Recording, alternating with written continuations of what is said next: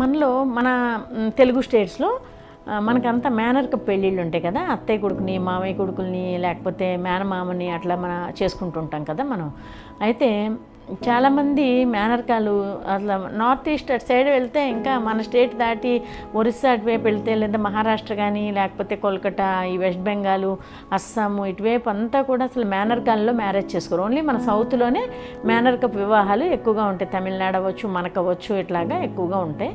So ఒక్కొక్కసారి ఒక 2-3 generations నుంచి మన అమ్మమ్మాళ్ళు, మన అమ్మాళ్ళు, మనము అందరము అట్లాగా లైన్లో మేనర్కప్ పెళ్ళిళ్ళు చేసుకుంటే కొంచెం పిల్లల్లో జన్యులోపాలు ఎక్కువగా వచ్చే అవకాశం ఉంటుంది. ఎందుకంటే ఆ జీను ఈ జీను అంతా మిక్స్ అయిపోయి దానిలో కొన్ని ప్రాబ్లమ్స్, డిలీషన్స్, ఎడిషన్స్ ఇట్లాంటివన్నీ జరిగి ఇలాంటి ప్రాబ్లమ్స్ అన్నిటితోనూ కొంచెం జీన్స్ అన్నీ కూడా డిఫెక్టివ్గా ఉండి మనకి కొంచెం ఎక్కువ పిల్లలు కొన్ని ప్రాబ్లమ్స్తో పుడతారు. కొంతమందికి పెద్ద పెద్ద కళ్ళద్దాలు వచ్చేస్తాయి, కొంతమంది పిల్లలు తెలివి తక్కువగా పుడతారు.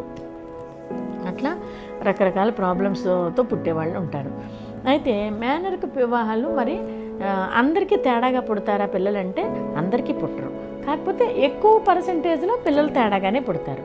చిన్న లోపము, పెద్ద లోపము, ఏదో ఒకటి ఎక్కువగా ముఖ్యంగా కొంచెం మందబుద్ధుల్లాగా పుట్టడం అట్లా పుడుతూ ఉంటారు కొంతమందికి. అందరికీ పుట్టరు. కాకపోతే ఒక అందరికీ 1% అయితే వీళ్ళలో ఒక 3-4% ఉండొచ్చు.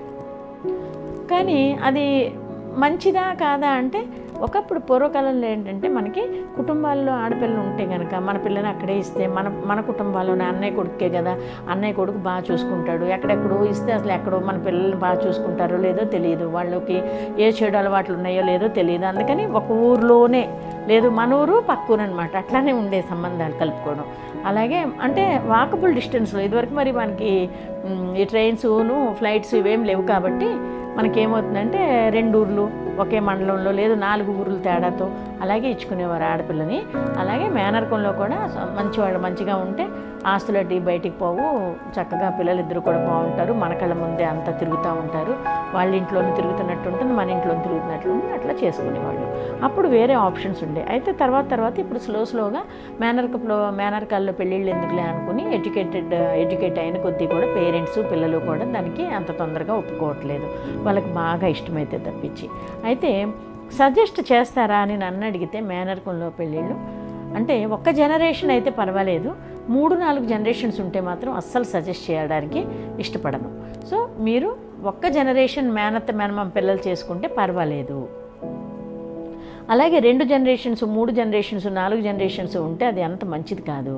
కాబట్టి మీరు ఎలాంటి పిల్లల విషయంలో కూడా మనం ఆలోచించాలి. కాబట్టి డెఫినెట్గా ఆలోచించి నిర్ణయాలు తీసుకోండి.